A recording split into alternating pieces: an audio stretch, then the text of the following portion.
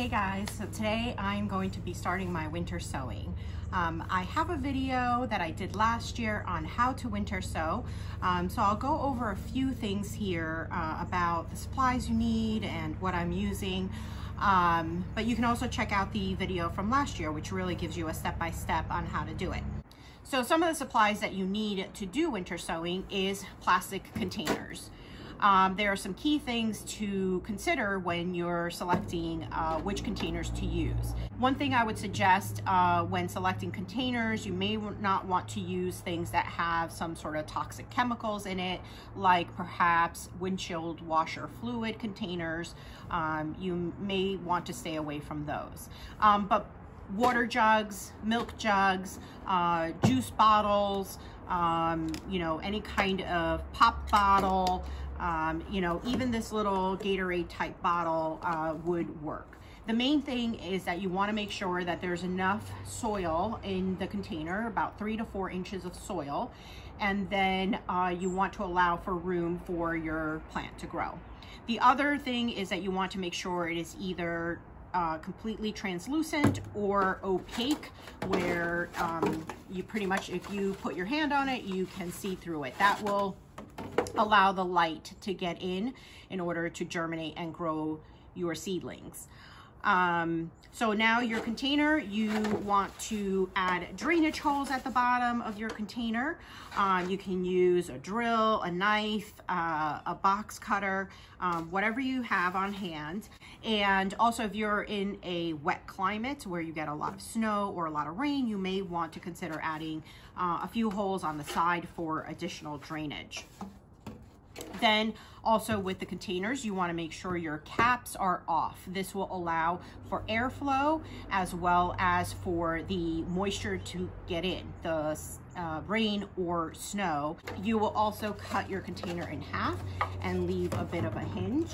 That way you can get in here and put in your soil and your seeds, and then tape up your container and put it outside. So to seal up your containers, you will want some duct tape. At least that's what I usually use. For potting soil, I am just using a Miracle-Gro potting soil. Make sure that you don't use a potting soil that has moisture retention. That will keep way too much water in your container and could rot out your seeds. So I usually add tags to the inside of my container just in case what I wrote outside fades away. I have written on the actual tape, but keep in mind that at some point you're going to take that tape off and you're going to lose the name of what it is that you planted in that jug. I do use a permanent garden marker for my labels and for the outside. So today I'm only going to be winter sowing a few of my flower seeds, kind of getting a little late in the day, so I'll continue either sowing a few more during the week and into next weekend. So let's get started and I'll get more close-up shots of what I'm doing.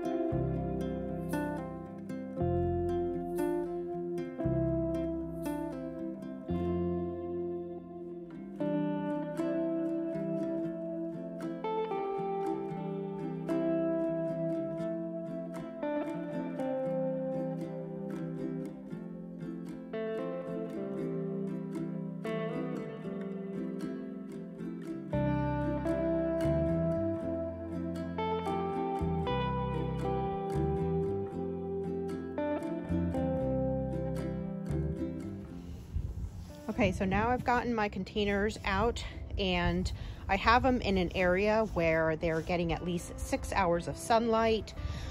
They are not covered, or they're not sitting under an eave, because that will prevent the rain or snow to get into your containers, and you want them to get watered by nature. So just make sure they're somewhere where they can get that rain or snow.